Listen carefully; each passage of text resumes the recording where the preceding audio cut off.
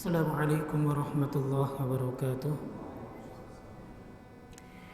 Alhamdulillahirabbil alamin wal aqibatu lil muttaqin wala udwana illa 'alal zalimin. Asyhadu an la ilaha illallah wahdahu la syarikalah wa asyhadu anna Muhammadan 'abduhu wa rasuluh. Allahumma shalli wa sallim wa barik ala habibina wa nabiyyina Muhammadin sallallahu alaihi wasallam wa ala alihi wa ashabihi wa man tabi'ahum bi ihsanin ila yaumiddin. Allahumma la sahla illa ma ja'altahu sahla wa anta taj'alul hazna idza syi'ta sahla. Ikhwani fi din rahimakumullah. Alhamdulillah, pertama mari kita panjatkan syukur kita kepada Allah Subhanahu wa taala yang senantiasa memberikan taufiknya kepada kita pada malam hari ini di Kamis yang kedua, di mana sudah menjadi rutinitas kita pada malam ini kita membahas hadits Arba'in An-Nawawiyah. Kemudian salawat dan salam tak lupa kita junjungkan kepada Nabi kita Muhammad sallallahu alaihi wasallam beserta para sahabat beliau dan orang-orang yang istiqamah menjalankan sunnah beliau. Ikhwani fillah rahimakumullah. Sebagaimana di mukaddimah yang barusan kami sampaikan bahwa bahasan kita masih di kitab Hadits Arba'in An-Nawawiyah, di mana pada malam hari ini insyaallah kita akan membahas hadits yang ke-8 ya. Jadi bahasan kita tentang hadits yang ke-8 yang berkaitan dengan pentingnya syahadat, salat, kemudian zakat, yang ditandai dengan hendak diperangi jika tidak melakukan tiga perkara tersebut. Tayyib. Saya bacakan dulu hadisnya. Hadis ini diriwayatkan oleh Imam Bukhari dan Muslim dari sahabat Ibnu Umar radhiyallahu anhuma. Anna Rasulullah sallallahu alaihi wasallam qala, bahwa sesungguhnya Rasulullah sallallahu alaihi wasallam bersabda, umirtu an uqatilan nas, aku diperintahkan untuk memerangi manusia hatta yashhadu an la ilaha illallah, sehingga mereka bersyahadat bahwa tidak ada Rabb yang berhak disembah kecuali Allah, wa anna Muhammadan Rasulullah, dan sesungguhnya Muhammad itu adalah Rasul utusan Allah, wa yuqimus shalah, dan mendirikan salat, wa yu'tuz zakah, serta menunaikan zakat. Fa idza fa'alu dzalika, maka jika mereka mau mengikuti itu semua, asumu minni dima'ahum, maka mereka akan terjaga dariku darah mereka, wa amwalahum, dan harta mereka, illa bihaqqil Islam, kecuali dengan hak Islam, wa hisabuhum 'ala Allah, dan hisab mereka akan dikembalikan kepada Allah Subhanahu wa taala. Sekali lagi hadits ini diriwayatkan oleh Imam Bukhari dan Imam Muslim. Tayyib. Ikhwan sekalian rahimakumullah, terkait pembahasan kita dalam hadits yang ke-8 ini ada beberapa faedah yang bisa kita ambil. Pertama adalah tentang syariat Islam ini tidak hanya ditujukan kepada umat Rasulullah sallallahu alaihi wasallam. Jadi syariat ini pun ditujukan kepada baginda Nabi sallallahu alaihi wasallam. Makanya Nabi meskipun beliau seorang Nabiullah atau utusan Allah, salat beliau tetap salat. Ketika Ramadan beliau tetap berpuasa. Ketika zakat yang diwajibkan beliau tetap tunaikan. Ketika haji beliau pun menunaikan haji. Sehingga jangan sampai ada di antara kita yang beranggapan bahwa seorang Rasul itu tidak mendapatkan beban syariat. Jadi yang mendapatkan beban syariat itu adalah umatnya. Tidak ya. Seorang Rasul pun mereka akan tetap mendapatkan beban syariat meskipun Allah Subhanahu wa taala telah menjamin mereka untuk masuk surga. Jadi begitu ya. Makanya di sini disebutkan dengan lafaz umirtu. Nabi mengatakan aku diperintahkan. Jadi Nabi juga diperintahkan oleh Allah Subhanahu wa taala. Kemudian faedah yang berikutnya adalah tentang syahadat. Ya. Di sini ada lafaz hatta yashhadu an la ilaha illallah wa anna Muhammadan Rasulullah. Jadi orang-orang yang mereka diperangi oleh Rasulullah SAW adalah orang-orang yang tidak mau bersyahadat. Karena syahadat ini merupakan akar utama dari identitas manusia. Sebagai umat yang terakhir, maka identitas dia itu harus diperjelas dengan mengucapkan dua kalimat syahadat. Asyhadu an la ilaha illallah wa asyhadu anna Muhammadan abduhu wa rasuluh. Dengan persaksian yang dia ucapkan itu, maka dari situlah Allah Subhanahu wa taala melarang segala sesuatu yang berkaitan dengan harta, jiwa, kemudian kehormatan yang tidak bisa diambil oleh sesama muslim yang lain karena dia muslim. Dengan mengakui bersyahadat la ilaha illallah Muhammad Rasulullah, otomatis dia menjadi muslim. Baik. Kemudian terkait dengan pengakuan dan keyakinan meyakini dua kalimat syahadat ini, dasarnya adalah iman. Iman itu adalah keyakinan. Jadi bukan dari penelitian sehingga ada keraguan yang menyebabkan dia masih berpikir apakah dia akan bersyahadat terlebih dahulu ataupun tidak.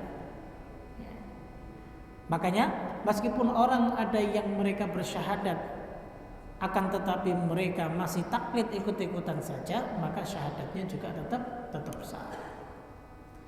Ini sebagaimana yang pernah terjadi ketika Usama bin Zaid bin Harithah pada saat di mana dia pernah memimpin satu pasukan yang saat itu Usama bin Zaid bin Harithah ini menjadi panglima pasukan perang yang langsung ditunjuk oleh Rasulullah SAW. Nah, ketika dalam peperangan Usama ini dihadapkan dengan musuhnya yang sudah hampir dia bunuh, namun musuhnya itu mengucapkan dua kalimat syahadat, tapi tetap dibunuh oleh Usama. Sehingga dari situ maka Rasulullah SAW mengetahuinya dan menegur Usama.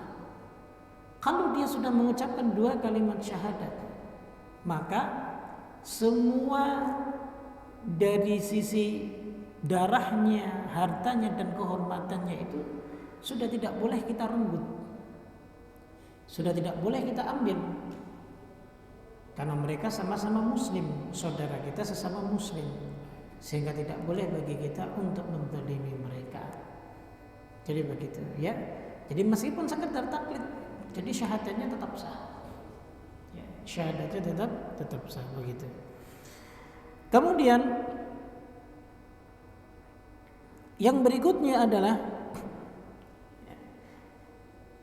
hadis ini menunjukkan agungnya salat. Karena salat merupakan rukun pokok dari rukun Islam yang ada. Makanya para ulama berbeda pendapat tentang hukum meninggalkan salat. Jumhur ulama mengatakan hukum meninggalkan salat kalau ini kesepakatan semuanya, kalau dia meninggalkannya karena mengingkari kewajibannya, jelas kafir. Misalnya ada orang dia mengaku muslim, ketika disuruh sholat dia nggak mau. Kenapa nggak mau sholat? Padahal sholat wajib. Enggak, sholat nggak wajib. Ente meyakini sholat nggak wajib? Iya, sholat nggak wajib. Nah, berarti dia sudah kufur. Ya. Karena yang mewajibkan sholat itu Allah Subhanahu Wa Taala dan Rasulnya. Sehingga bagi mereka yang tidak meyakini bahwa sholat itu hukumnya wajib, berarti mereka telah menyelisihi apa yang sudah ditetapkan oleh Allah dan Rasulnya. Begitu. Kemudian jemaah, yang berbeda pendapat di kalangan para ulama itu adalah ketika meninggalkan sholat karena malas. Mayoritas ulama itu tetap menghukumi ketika mereka meninggalkan sholat karena malas, maka mereka termasuk pelanggar atau pelaku dosa-dosa besar. Jadi tidak mengeluarkan dirinya dari Islam. Berbeda dengan Imam Ahmad rahimahullah ta'ala. Imam Ahmad mengatakan bahwa meskipun dia masih mengakui kewajiban tentang perintah sholat, tapi dia tidak mengamalkan ataupun mengerjakannya, meskipun alasannya karena malas atau lain sebagainya, maka tetap dia dihukumi kafir. Karena dalilnya banyak yang menyebutkan tentang hal itu. Beberapa para sahabat itu mengatakan bahwa demi Allah tidak ada dosa besar yang paling besar yang menyebabkan pelakunya itu bisa keluar daripada Islam kecuali ketika meninggalkan sholat. Bahkan kata Imam Ibnu Qayyim rahimahullah ta'ala, orang yang meninggalkan sholat itu dosanya lebih besar dari seorang pencuri, lebih besar dari seorang pezina, lebih besar dari seorang pemabuk, dan lebih besar dari seorang pengkhianat. Sehingga ketika dosa ini termasuk dosa yang paling besar di antara dosa-dosa yang lainnya, makanya Imam Ahmad rahimahullah ta'ala menyatakan bahwa hukum meninggalkan sholat, baik itu dia sengaja karena mengingkari kewajibannya ataupun sebab karena malas-malasan, maka tetap dihukumi sebagai kafir. Ada satu riwayat yang disebutkan oleh Ibnu Zanjawih. Ia pernah mengatakan bahwa Amr bin Rabi' itu pernah bercerita kepada mereka bahwa Yahya bin Ayyub itu telah menceritakan kepada mereka dari Ibnu Syihab. Ia pernah berkata bahwa Ubaid bin Abdullah bin Uqdah berkata bahwa Abdullah bin Abbas mengabarkannya dia mendatangi Umar bin Khattab ketika beliau ditikam saat hendak dibunuh oleh Abu Lu'lu'ah di masjid. Lalu Ibnu Abbas berkata, aku dan beberapa orang di masjid membawanya Umar ke rumahnya. Saat itu dibawalah Umar ke rumahnya. Kemudian Ibnu Abbas berkata, lalu Abdurrahman bin Auf diperintahkan untuk mengimami para jamaah. Kemudian beliau berkata lagi, tatkala kami menemui Umar di rumahnya, maut hampir menghampirinya. Beliau tetap dalam keadaan tidak sadar hingga semakin parah. Lalu tiba-tiba beliau sadar dan mengatakan, apakah orang-orang sudah melaksanakan sholat? Ibnu Abbas berkata, kami menjawab, iya sudah. Lalu Umar mengatakan bahwa la Islam liman tarakas sholat. Orang yang meninggalkan sholat itu bukanlah seorang muslim. Dari jalur yang lain Umar bin Khattab mengatakan wala hadz fil Islam liman tarakas shalah. Tidak ada bagian dalam Islam bagi orang yang meninggalkan salat. Sehingga jangan remehkan salat jamaah. Karena ibadah salat itu merupakan ibadah yang spesial, istimewa di antara ibadah-ibadah yang lainnya. Ibadah salat itu perintahnya itu benar-benar melalui perjalanan yang begitu luar biasa. Ketika Rasulullah SAW dimi'rajkan ke Sidratul Muntaha, begitu beratnya Rasulullah menerima perintah tersebut, sehingga sampai beliau pernah mengatakan bahwa waju'ilat qurrata aini fis shalah, dan dijadikan penyejuk pandanganku itu ada pada ketika aku sedang melaksanakan sholat. Sehingga penting sekali. Makanya sampai-sampai Rasulullah dalam hadis ini kan jelas menegaskan, aku diperintahkan untuk memerangi manusia sampai dia itu pertama mau syahadat, yang kedua mau sholat. Sampai mau sholat. Kalau tidak sholat, mafhumul mukhalafahnya adalah mereka tetap diperangi. Jadi begitu. Baik. Kemudian yang berikutnya, yang kelima adalah dalam hadis ini disebut rukun Islam yang 3, yaitu mengucapkan 2 kalimat syahadat, mendirikan sholat, dan juga menunaikan zakat. Kenapa cuma 3? Padahal ada ibadah puasa dan ibadah haji. Karena ketiga hal ini harus ditunaikan dengan sesegera mungkin. Salat kalau sudah waktunya harus ditunaikan.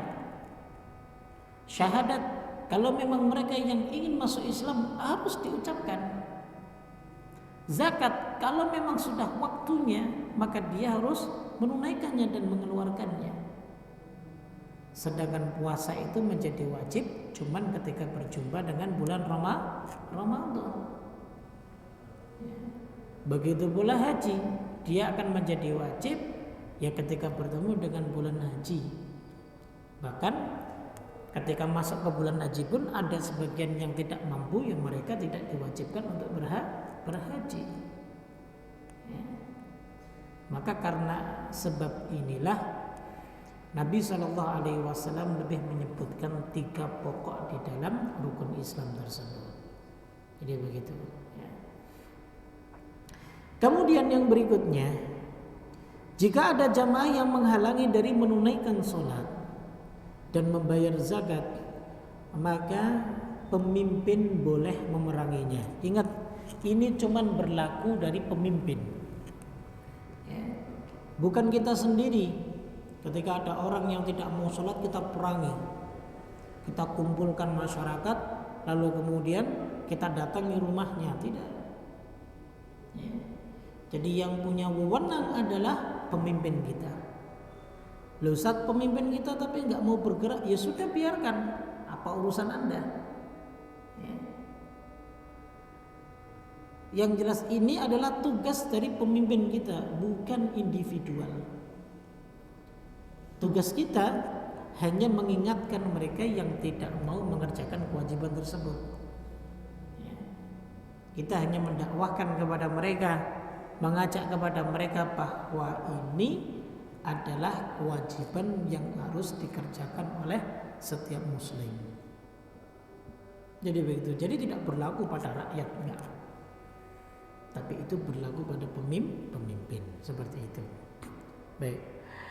Kemudian yang berikutnya, siapa yang mengerjakan 3 perkara yang disebutkan di dalam hadis ini, syahadat, salat dan zakat, maka darahnya akan terjaga kecuali karena hak Islam,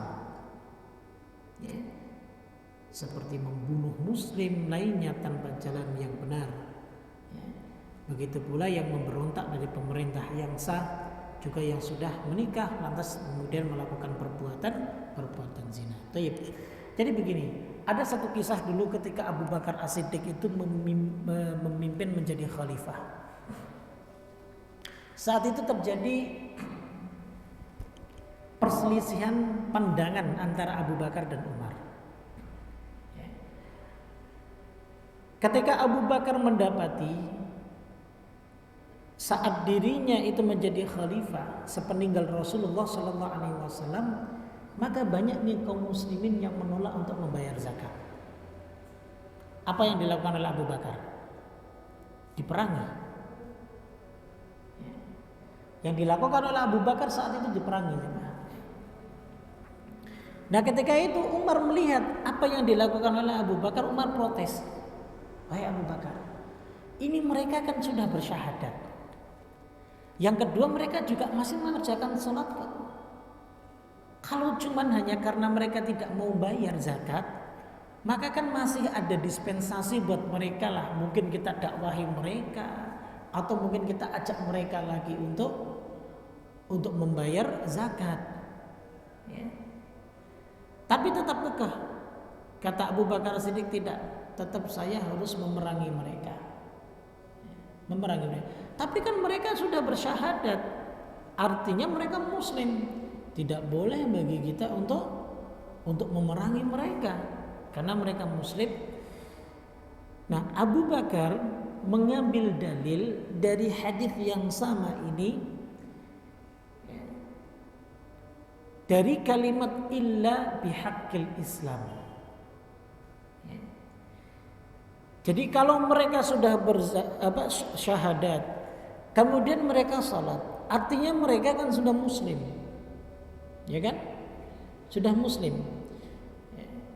Darah kemudian hartanya itu terlindungi.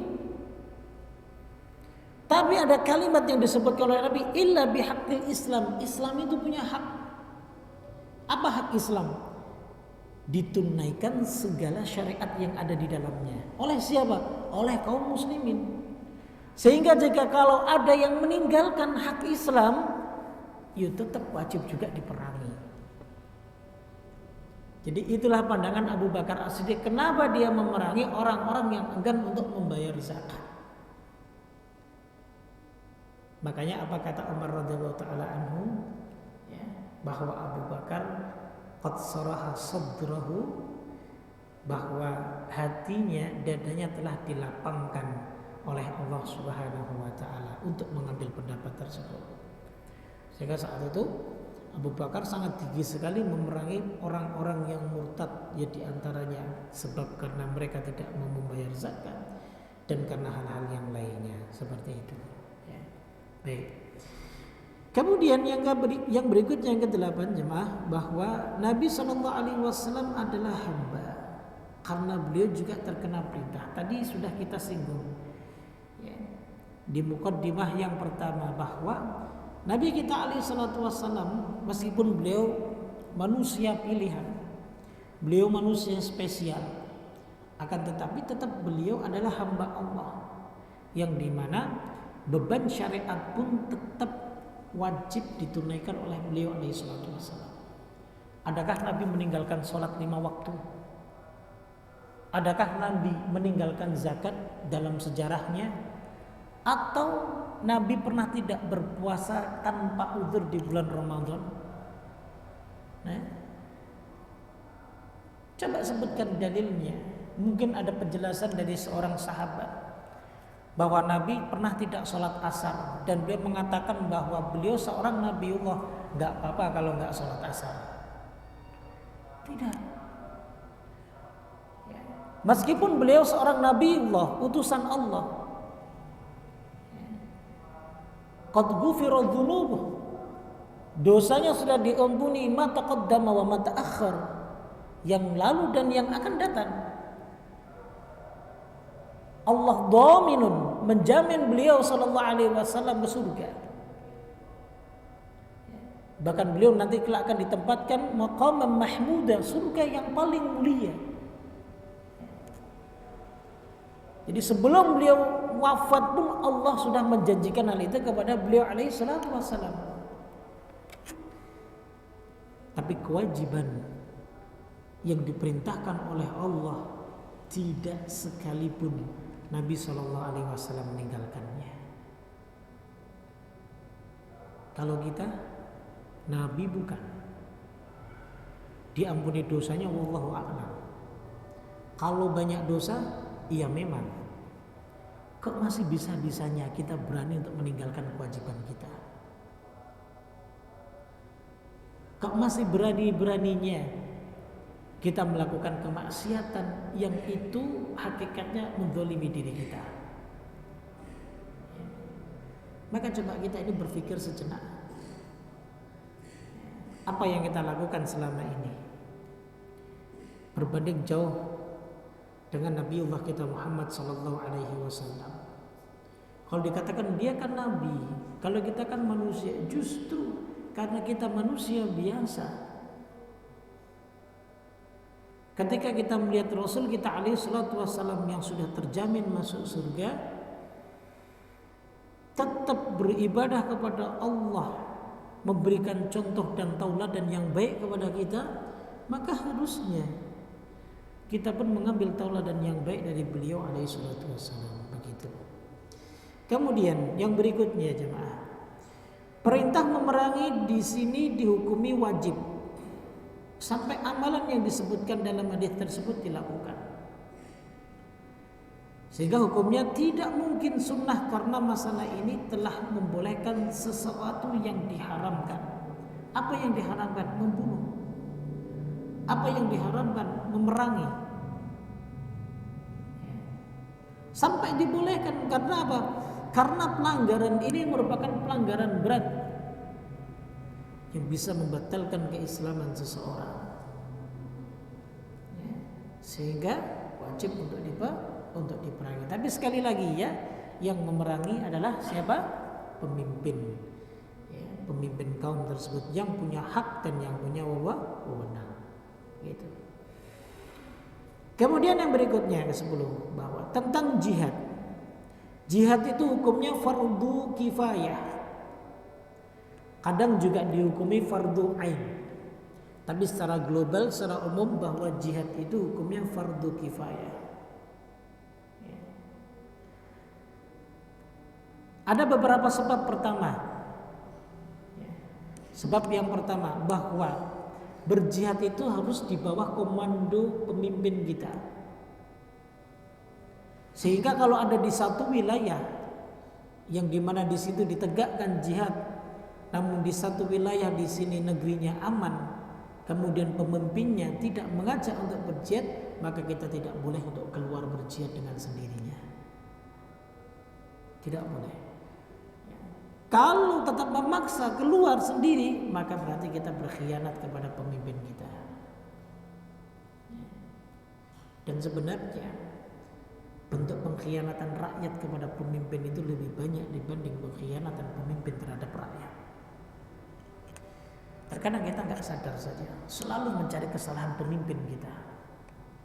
Tapi hakikatnya kesalahan itu banyak ada pada diri kita. Ya. Jadi begitu. Ya. Kalau seandainya ada yang mengatakan pemimpin itu lahir dari rakyat karena kita yang memilih, berarti kalau pemimpinnya buruk, ya rakyatnya yang lebih buruk. Ya. Harus kita akui itu. Makanya di saat ketika mungkin kita menilai pemimpin kita ini zalim, pemimpin kita ini buruk, ya justru yang harusnya introspeksi itu adalah diri kita masing-masing. Begitu, ya. Jangan introspeksi diri kita masing-masing. Andaikan pun ya, kita terzalimi, ya bersabar. Sampai kapan? Kata Nabi, sampai berjumpa denganku di telagaku. Sabar. Ya. Gak usah bertindak yang tidak-tidak. Karena apa yang kita lakukan hakikatnya haram hukumnya. Menasihati pemimpin itu ya dengan cara sembunyi-sembunyi, tidak teriak-teriak. Jadi seperti itu. Ini manhaj salafus saleh, ya, yang harus kita pegang tentunya. Ya. Kalau ada yang sampai menyelisihinya, ya berarti ada yang bermasalah dari sisi pemahaman terhadap akidah. Kemudian dari sisi yang lain, ya, dari sisi yang lain ada dalil dalam Al-Quran surat At-Taubah ayat 122. Ketika hukum jihad itu bukan fardu ain secara global, yaitu fardu kifayah. Allah Subhanahu wa taala berfirman, "Wa ma kana al-mu'minuna liyanfiru kafah." Tidak sepatutnya bagi mukmin itu pergi semuanya ke medan perang. Falaula nafara min kulli firqatin minhum ta'ifatun liyatafaqahu fid-din. Mungkin mengapa tidak ada sebagian golongan beberapa yang dimana mereka ya bersungguh-sungguh dalam menuntut ilmu. Waliyunziru qaumahum, agar supaya apa? Yang penuntut ilmu ini bisa memberikan ilmunya kepada mereka para mujahidin ketika mereka pulang dari perang. Ataupun mereka para didikan-didikan yang masih muda-muda, agar supaya dari sisi akidahnya kuat dan dari sisi fikih tentang jihadnya pun benar tidak salah. Karena kalau sudah memahami jihad dengan pandangan yang berbeda, yang tidak apa yang dipahami oleh para ulama salafus saleh, ya maka tentunya amaliyahnya pun akan berbeda, sikapnya pun akan berbeda. Ya. Makanya agama itu tidak bisa dan tidak mudah untuk kita fahami sendiri. Sedikit kita memahami salah, maka sikap pun akan menjadi salah. Tata caranya pun akan menjadi salah, dan amaliyahnya pun akan menjadi salah. Itu agama. Sehingga belajar itu penting. Menuntut ilmu itu menjadi kewajiban bagi kita. sangat rugi sekali jika ada di antara kita yang tidak bersungguh-sungguh dalam menuntut ilmu. Karena dasar pondasi kita beramal itu adalah ilmu, seperti itu. Kemudian yang berikutnya jemaah, bahwa wajib bersyahadat dengan hati dan lisan. Jika ia menampakkan dengan lisannya dan kita tidak mengetahui isi hatinya, maka cukup dihukumi secara lahiriah. Jadi kalau bicara tentang dia meyakini atau tidak dalam hatinya, itu urusan dia dengan Allah. Tapi kalau dia sudah melafadzkan kalimat la ilaha illallah Muhammad Rasulullah, secara lahiriah dia muslim. Dia menjadi saudara kita. Sehingga tidak perlu bagi kita untuk mencari-cari kekurangan dia. Oh, dia bohong nih. Sebenarnya mah syahadatnya nggak benar. Dia mah cuma butuh begini doang. Dia mah cuma butuh ini doang. Tidak boleh jemaah. Kalau dia sudah mengucapkan kalimat la ilaha illallah Muhammad Rasulullah, ya berarti secara otomatis dia adalah saudara kita. Rasulullah Shallallahu Alaihi Wasallam ketika beliau berada di Madinah, tidak pernah beliau sekalipun menunjuk orang-orang munafik yang beliau tahu bahwa mereka munafik. Kemudian beliau kabarkan kepada semua penduduk Madinah, ya lal muslim, wahai kaum muslimin, hadza munafik, ini orang munafik. Itu tidak. Tetap beliau diam. Tidak beliau tunjuk. Padahal beliau tahu bahwa dia itu munafik. Abdullah bin Ubay bin Salul munafik, tahu. Kroni-kroninya juga tahu. Makanya dalam satu kasus kan, ini sering saya ceritakan. Jadi ketika Umar bin Khattab radhiyallahu taala anhu, singkat ceritanya, minta izin kepada Rasulullah untuk membunuh Abdullah bin Ubay bin Salul. Apa kata Rasul sallallahu alaihi wasallam? Jangan sampai nanti penduduk Madinah mengejudge bahwa Muhammad telah membunuh sahabatnya sendiri. Kenapa? Karena tidak semua kaum muslimin itu tahu bahwa Abdullah bin Ubay bin Salul itu adalah orang munafik. Dia muslim membaur dengan kita karena dia memang bersyahadat secara lahiriahnya, meskipun dia menyembunyikan kekufurannya. Jadi atas dasar lisan saja seseorang sudah dianggap sebagai seorang muslim, tapi tidak dengan mukmin keimanan, karena dasarnya harus mengimani dari dalam hati kita. Makanya yang tahu itu adalah antara dirinya dengan Allah Subhanahu wa taala, begitu. Kemudian yang berikutnya, yang ke-12 adalah tidak cukup seseorang beribadah kepada Allah semata sampai ia menafikan pula segala sesembahan selain Allah. Nah, ini konsekuensi dari rukun syahadat la ilaha illallah. Ya. Jadi harus ada peribadahan dan harus ada pengingkaran. La ilaha itu kan dia rukun syahadat yang pertama, yaitu an-nafyu, pengingkaran. Illallah itu itsbat, penetapan. Sehingga kalau hanya mengimani Allah tapi tidak mengkufuri tagut, maka dia tidak disebut beriman. Ya contoh ringannya beginilah, orang masih percaya dukun, yang lagi rame nih, viral nih. Orang masih percaya paranormal. Kalau ditanya ente kenapa masih percaya dukun paranormal? Kan yang penting aneh sholat. Yang penting kalau aneh kaya banyak duit, aneh zakat. Kalau aneh kaya juga nanti aneh bisa pergi haji. Jadi sholatmu, zakatmu, pergi hajimu, meski kau kerjakan itu semuanya, selama tidak mengkufuri bahwa mereka adalah tagut, selama tidak mengkufuri bahwa mereka ini adalah syaitan, maka batal syahadat kita. Meskipun kita sholat, meskipun kita puasa, meskipun kita haji, kita tunaikan rukun Islam, tapi kita tidak mengkufuri syaitan, tidak mengkufuri tagut.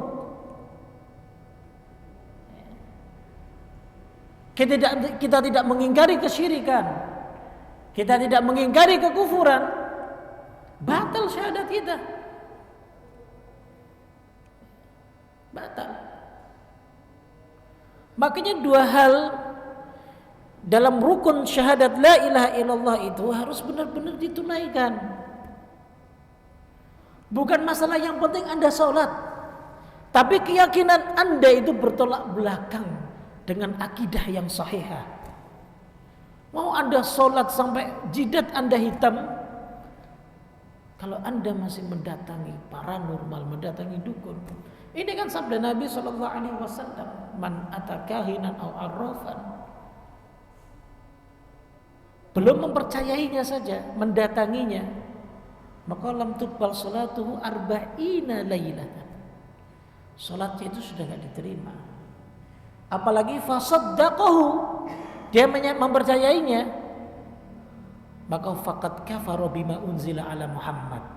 Maka dia berarti telah kufur dengan apa yang telah diturunkan kepada Rasulullah sallallahu alaihi wasallam. Begitu, ya. Itu syahadat la ilaha illallah sangat penting sekali kita mempelajari itu. Mungkin antum sudah belajar lah, dulu pernah belajar pembahasan tentang akidah Ahlus Sunnah wal Jamaah, kan kitabnya Ustaz Yazid bin Abdul Qadir Jawas hafizahullah taala sama Ustaz Hudayat Husain, kan. Itu di situ semuanya dibahas tentang rukun syahadat, syarat syahadat la ilaha illallah. Begitu juga rukun dan konsekuensi hakikat daripada syahadat Muhammad Rasulullah sallallahu alaihi wasallam. Kalau kita bersyahadat bahwa Muhammad itu adalah hamba dan rasul utusan Allah, berarti syarat dan ketentuan ketetapannya itu harus kita yakini. Itu paling penting. Karena itulah yang membangun pondasi amaliyah kita. Diterima ataupun tidaknya amal perbuatan kita, ya pondasinya di situ, dua kalimat syahadat tersebut. Ya. Baik, kemudian yang terakhir ke-14 adalah hisab makhluk diserahkan kepada Allah. Tugas Rasul sallallahu alaihi wasallam hanya menyampaikan. Ya. Hanya menyampaikan. Wa ma 'alaika alla yazakka. Ya. Tidaklah bagimu ya Muhammad, ya sifatnya hanya memberikan peringatan dan menyampaikan saja. Ya. Adapun yang memberikan taufik adalah Allah Subhanahu wa taala. Sehingga tidak perlu kita memaksakan dalam berdakwah. Kita sampaikan, kalau yang mau menerima alhamdulillah, yang tidak mau ya urusan dia, nanti hisabnya kepada Allah Subhanahu wa taala. Ya.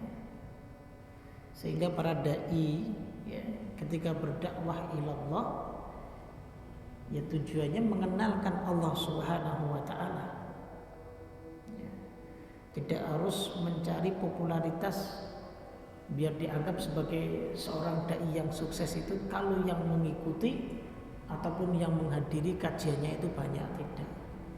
Banyak sedikit mat'u ataupun mujtama itu ya, tidak menentukan bahwa apa yang disampaikan ataupun apa yang diserap itu ya, menjadi kebaikan bagi umat atau tidak. Jadi seperti itu ya. Kembali kepada kita dan kembali kepada yang menyampaikan juga.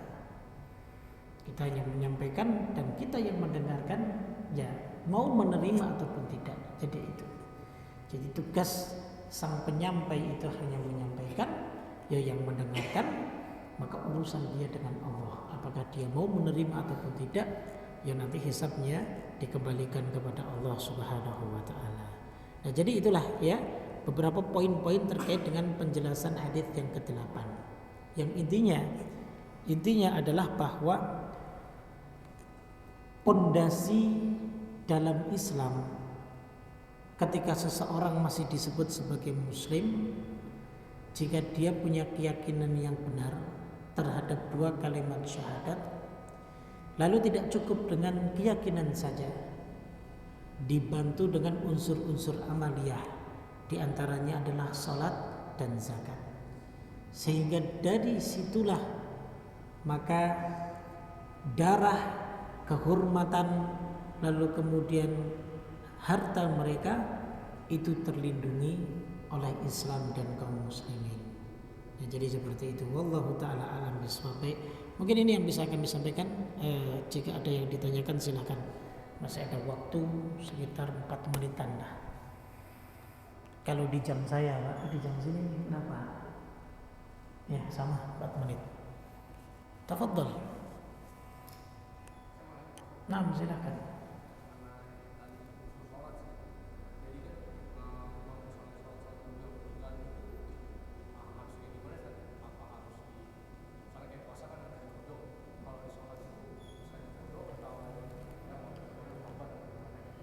Baik. Mengqadha itu dalam ibadah ada.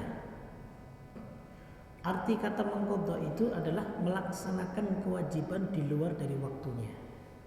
Itu maksud dari qadha. Nah, jangan disalahpahami terkait dengan qadha salat. Karena apa? Qadha itu diperbolehkan jika ada sebab. Apa sebabnya?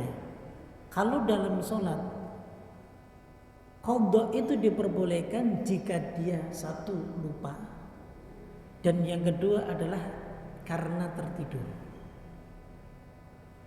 sehingga waktu sholatnya bablas. Nah, saat dia ingat, maka dia kerjakan sholat itu di waktu yang lain, maka ini disebut qadha. Tapi kalau dia meninggalkannya dengan sengaja, maka tidak ada qadha bagi dirinya. Contoh, dulu kita pernah meninggalkan sholat dengan sengaja, nggak apa lupa? Sengaja. Karena sebabnya kita malas. Dulu belum sadar. Kita belum tahu bahwa ilmunya kan ancamannya begini dan begitu, belum tersadarkan. Ya. Jadi ringan saja dulu ketika kita meninggalkan sholat. Sengaja tidak? Sengaja. Sehingga tidak ada qadha bagi orang yang sengaja meninggalkan ibadah yang wajib yang sudah ditentukan waktunya. Andaikan qadha itu diperbolehkan, ketika meninggalkan kewajiban yang sudah ditentukan waktunya, maka sering saya kasih contoh. Misal puasa Ramadan itu 30 hari full puasa, berat nggak Pak? Jujur aja antum, berat nggak 30 hari? Kalau ada 2 pilihan, mau nyicil setiap bulan 3 hari apa 30 hari full, kira-kira mau ambil yang mana Pak? Yang nyicil lah, nggak berat, ya kan? Nah, andaikan mengqadha ibadah yang sudah ditetapkan waktunya itu boleh, kalau ditinggalkan dengan sengaja, maka tentunya kita akan lebih memilih berpuasa 3 hari dalam 1 bulan daripada 3 kali dalam 1 bulan, dan itu dilaksanakan selama 1 tahun, daripada kita berpuasa 1 bulan penuh setiap hari. Ya enggak? Karena ini tinggalin aja deh Ramadan, ntar paling masuk Syawal 3 hari nyicil, kemudian setelah Syawal Dzulqa'dah 3 hari nyicil, setelah Dzulqa'dah Dzulhijjah 3 hari nyicil. Maka akan rusak ibadah kalau seperti itu. Ya. Sama dengan sholat.